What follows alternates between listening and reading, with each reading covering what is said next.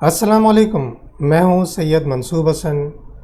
इस वीडियो में जो केस स्टडी हम आपके सामने रखेंगे उसमें हम देखेंगे कि किस तरह गारमेंट इंडस्ट्री के अंदर इंफॉर्मेशन टेक्नोलॉजी और इंटरनल कंट्रोल सिस्टम के इश्तराक से बनने वाले एक सॉल्यूशन ने इस गारमेंट इंडस्ट्री को अपने मसाइल से निपटने में कितनी मदद दी।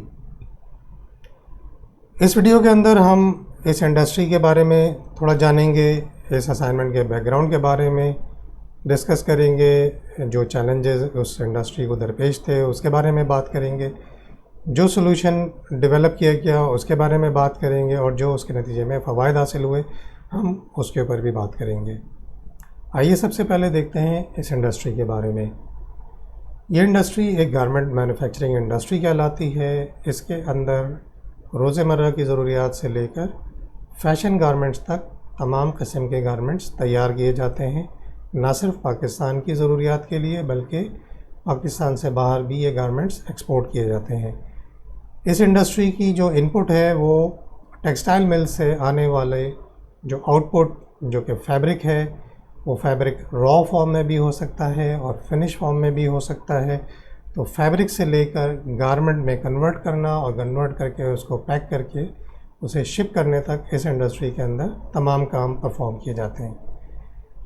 कुछ काम स्पेशलाइज्ड नेचर के भी होते हैं जो कि अलग से भी परफॉर्म किए जाते हैं, यानी उनके लिए अलग इंडस्ट्रीज़ हैं, जैसे वॉशिंग और डाइंग यानी फैब्रिक डाइंग अलग भी की जाती है।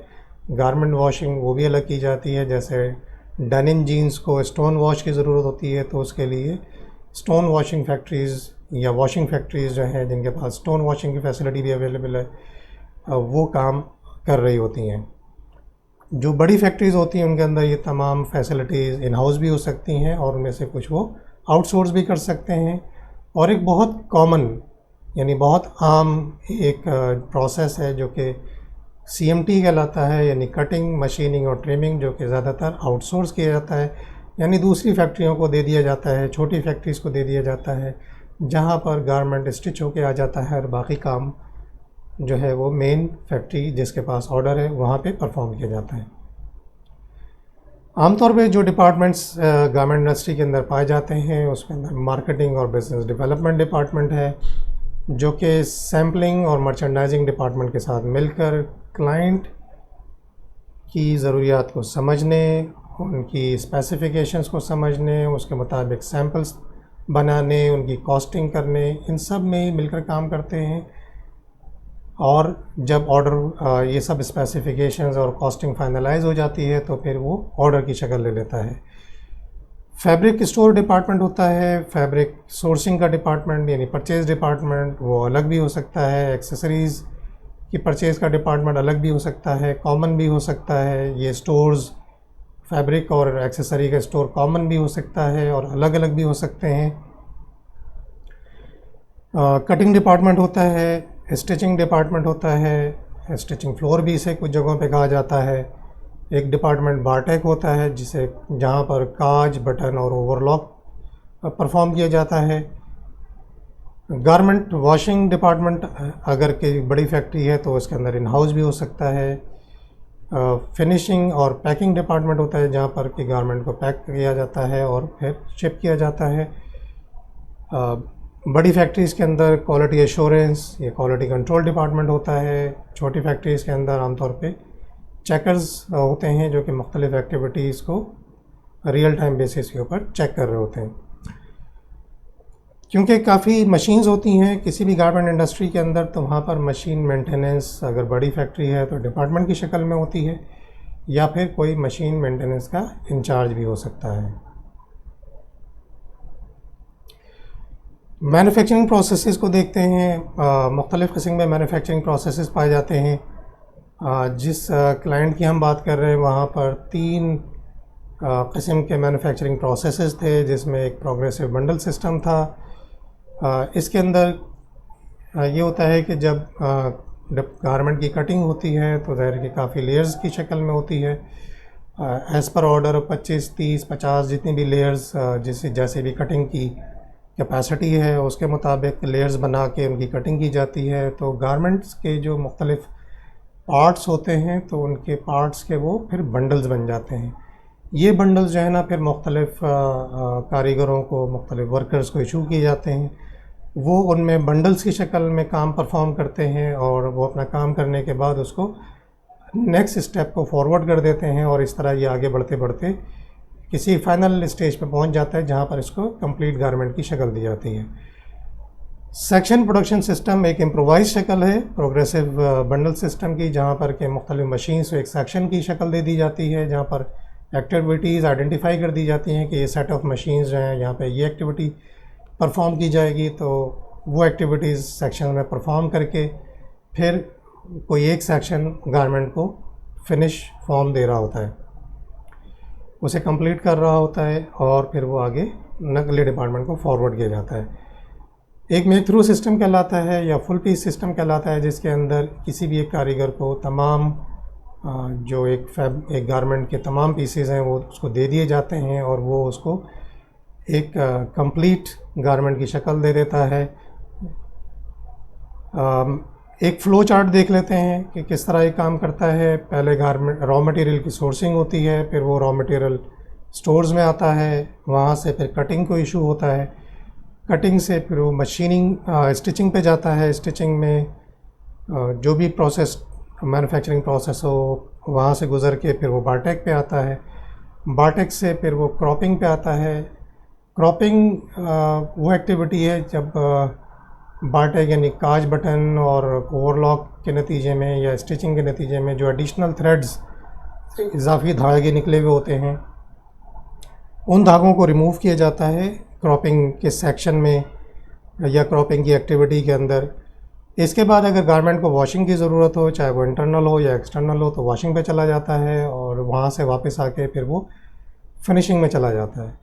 अगर वॉशिंग की ज़रूरत नहीं है तो डायरेक्टली वो फिर गारमेंट फिनिशिंग पे चला जाता है, और फिनिशिंग में उस गारमेंट को चेक किया जाता है, उस पर अगर कोई दाग धब्बे, मशीन जैसे मशीन ऑयल के धब्बे आ जाते हैं, वर्कर्स के हाथों के धब्बे आ जाते हैं, उनको रिमूव करके उनकी आयरनिंग करके उसको फिर फाइनली पैक कर दिया जाता है, और पैक करके उसे फिर शिपमेंट के काबिल जो पैकेजिंग होती है उसके मुताबिक उसको बना दिया जाता है, और अकॉर्डिंग टू पैकिंग लिस्ट जो है फिर उसकी शिपमेंट कर दी जाती है। ये असाइनमेंट हमारे पास 1999 में आया था। इस इंडस्ट्री का ताल्लुक़ फैशन गारमेंट इंडस्ट्री से था, और 1999 में इस फैक्ट्री को बने हुए चलते हुए 27 साल हो चुके थे।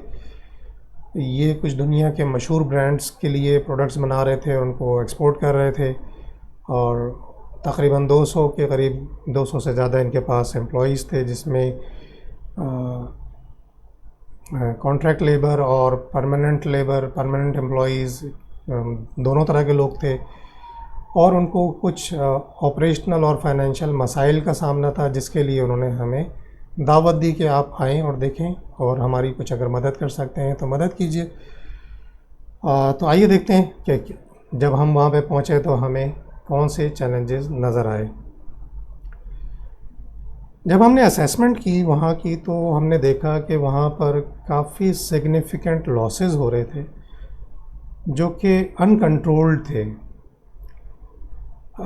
हमने जब इस पर डिस्कशन किया तो जो उस फैक्ट्री के मालिक साहब थे वो उनका ये कहना था कि ये लॉसेस अनकंट्रोलेबल हैं, ये इंडस्ट्री प्रैक्टिसेस हैं, इसके मुताबिक ही ये सब कुछ हो रहा है, यानी इसको कुछ कंट्रोल नहीं किया जा सकता। हमारी असेसमेंट थी कि इसमें से कुछ पोर्शन हो सकता है कि अनकंट्रोलेबल हो, लेकिन काफ़ी हमें कंट्रोलेबल नज़र आया। तो बहरहाल उन्होंने कहा कि ठीक है जी, इसको देखते हैं।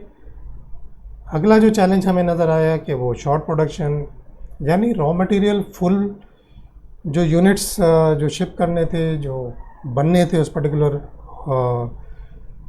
बैच में, वो तमाम उसके लिए गारमेंट पूरा इशू किया जा रहा है, लेकिन जो फिनिश आउटपुट आ रही है उसमें यूनिट्स शॉर्ट हो जाते थे। एक और इशू जो नज़र आया वो ये नज़र आया कि कुछ पीसेस में रेगुलरली जो है वो रीवर्क हो रहा था। रीवर्क का मतलब कि जैसे शर्ट है, शर्ट के अंदर कॉलर है तो कॉलर गलत लग गया या कॉलर की स्टिचिंग ख़राब हो गई, या पॉकेट जो है वो टेढ़ी लग गई तो उसको दोबारा निकाला जा रहा है, दोबारा लगाया जा रहा है। तो इसमें वक्त भी ज़ाया हो रहा था और ज़ाहिर है कि कॉस्ट भी इनकर हो रही थी। लेबर को पहली दफ़ा के भी पैसे मिल रहे थे और रिवर्क करने के भी पैसे मिल रहे थे, और जब शॉर्ट प्रोडक्शन हो रही थी और बार बार रिवर्क हो रहा था तो उसके नतीजे में वो फैक्ट्री अपने प्रोडक्शन टारगेट्स भी मिस कर रही थी, और प्रोडक्शन टारगेट्स मिस करने की वजह से वो अपने शिपमेंट के टारगेट्स भी मिस कर रही थी, और किसी हद तक उनके ऊपर पेनल्टीज़ भी लग रही थी, जो कि काफ़ी उनको फाइनेंशियल लॉसेस इन सब चीज़ों की वजह से हो रहे थे। ये सारी चीज़ें हमने उनसे डिस्कस की, और डिस्कस करने के बाद एग्री किया, और एग्री करने के बाद हमने इस पर सोल्यूशन पे हमने काम शुरू किया। तो जो सोल्यूशन बना, तो उसमें सबसे पहली चीज़, जैसे कि हमने आपके सामने रखा, कि हमने तो पहले ये असेस किया कि हम खड़े कहाँ हैं, ताकि जब तक हमें ये पता ना हो कि हम खड़े कहाँ हैं तो हम आगे किस डायरेक्शन में जाएंगे और किस टारगेट के साथ जाएंगे। तो हमने पहले तो ये असेस किया था। उसके बाद हमने वहाँ पर उस असेसमेंट के नतीजे में हमने वो एरियाज़ आइडेंटिफाई किए, वो कंट्रोल पॉइंट्स आइडेंटिफाई किए जिस पर हमें काम करना था। तो उसमें से अब कुछ चीज़ें आपके सामने रखते हैं। जैसे हमने डिपार्टमेंट वाइज जो, यानी एक डिपार्टमेंट से दूसरे डिपार्टमेंट जो उसकी मूवमेंट हो रही थी, पीसेस की मूवमेंट हो रही थी, यानी जो कटिंग के पीसेस थे या स्टिच्ड पीसेस थे, वो बंडल्स थे, उनकी जो मूवमेंट थी, उस मूवमेंट को कंट्रोल करने के लिए एक हमने फॉर्म इंट्रोड्यूस कराया, और उसके साथ साथ हमने एक रेस्पॉन्सिबिलिटी अकाउंटिंग भी वहाँ पे इंट्रोड्यूस करा दी, कि जो डिपार्टमेंटल हेड्स थे, जो सेक्शन हेड्स थे, वो उन तमाम चीज़ों के रिस्पॉन्सिबल उनको हमने बना दिया। इसके साथ साथ जो पॉलिसीज़ हमने बनवाई, उसके अंदर एक पॉलिसी ये बनवाई कि जो वर्कर्स हैं उनको सिर्फ गुड यूनिट्स जो आउटपुट है उसके पैसे, यानी जो पीस बिल्कुल ठीक बनेगा, जो जो काम उनको दिया गया है अगर वो बिल्कुल ठीक होगा तो उनको पैसे मिलेंगे, और किसी रीवर्क के पैसे उनको नहीं दिए जाएंगे। इसके नतीजे में वर्कर्स जो हैं वो कॉन्शियस हो गए और केयरलेसनेस को उन्होंने ख़त्म करना शुरू किया, और जो है उनकी आउटपुट इम्प्रूव होना शुरू हो गई। फिर एक हमने काम किया, हमने एक सॉफ्टवेयर वहाँ पे इंट्रोड्यूस कराया जो कि लेबर की कॉस्टिंग कर रहा था, और लेबर की कॉस्टिंग करने के साथ साथ प्रोडक्शन की मॉनिटरिंग और प्रोडक्शन को कंट्रोल कर रहा था। इस सारे चीज़ों के, क्योंकि डेटा बेसिकली जो इम्पोर्टेंट चीज़ थी कि डेटा आपके पास अवेलेबल नहीं हो रहा था पहले, और रियल टाइम बेसिस के ऊपर डेटा अवेलेबल नहीं हो रहा था। अब रियल टाइम बेसिस पर डेटा अवेलेबल होना शुरू हो गया, तो चीज़ें सामने आनी शुरू हो गई, मॉनिटरिंग शुरू हो गई, और वहाँ पर हमें लीकेजेस, लॉसेस, ये सारी चीज़ें हमें नज़र आनी शुरू हो गई। और जब वो चीज़ें नज़र आनी शुरू हुई तो ज़ाहिर है कि उनको कंट्रोल करने के लिए उन पर एक्शंस लिए गए। जब एक्शन लिए गए तो उसका नतीजा ये निकला कि जो लॉसेस थे थेफ्ट की शक्ल में या वेस्टेजेस की शक्ल में, वो तकरीबन ख़त्म हो गए। जो गुड यूनिट्स की आउटपुट थी वो बढ़ के 98% प्लस तक चली गई। रिवर्क कॉस्ट जो पहले काफ़ी ज़्यादा थी वो कम हो के 2% से भी नीचे आ गई, और जो इंटर प्रोसेस जो चोरियाँ थी, यानी एक प्रोसेस से दूसरे प्रोसेस के दरमियान कुछ प्रोडक्ट्स, कुछ पीसेस चोरी हो जाते थे या ख़राब हो जाते थे, वो भी तकरीबन ख़त्म हो गए।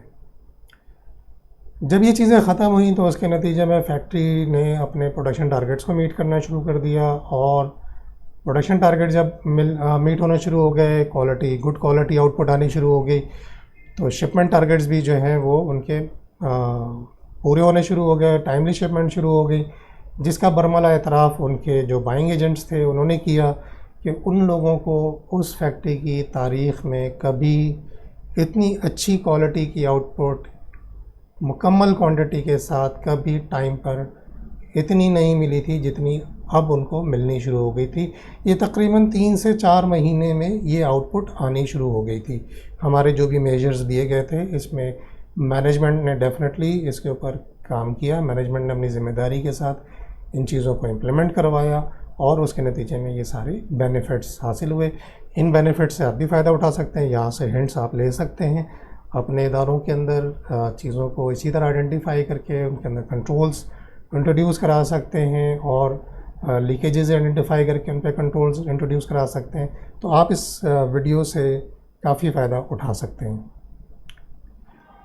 तो इस तरह मंसूब एंड कंपनी ने हर दफ़ा अपने हर क्लाइंट के लिए साइंटिफिक मैनेजमेंट टेक्निक्स यूज़ की, उनके मसाइल के हल के लिए उनको उनके दौर से आगे निकाल के, जिस दौर में वो थे वहाँ से निकाल के उनको एक बेहतर दौर में दाखिल किया और उनके लॉसेस को मिनिमाइज़ करने में भरपूर मदद दी, उनको फाइनेंशियली सेविंग्स करने में काफ़ी मदद दी, यानी उनकी अल्टीमेट प्रॉफिटेबिलिटी यानी बॉटम लाइन जो है वो काफ़ी बेहतर हो गई हमारी मदद के नतीजे में।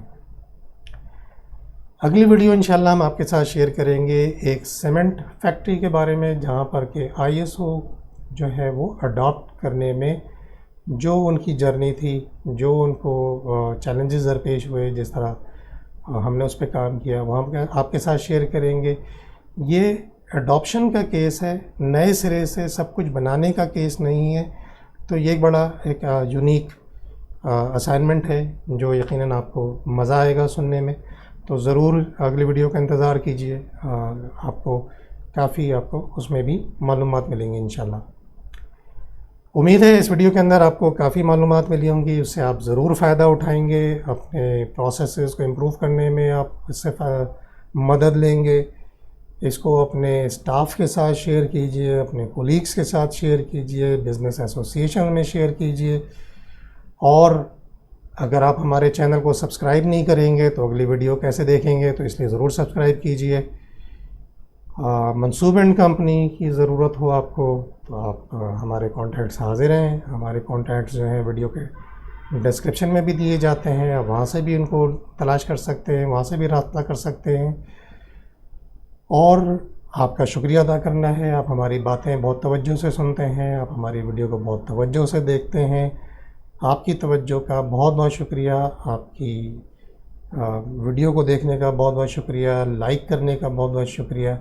इंशाअल्लाह जल्द ही आपसे अगली वीडियो के साथ मुलाकात होती है। अल्लाह हाफ़िज़।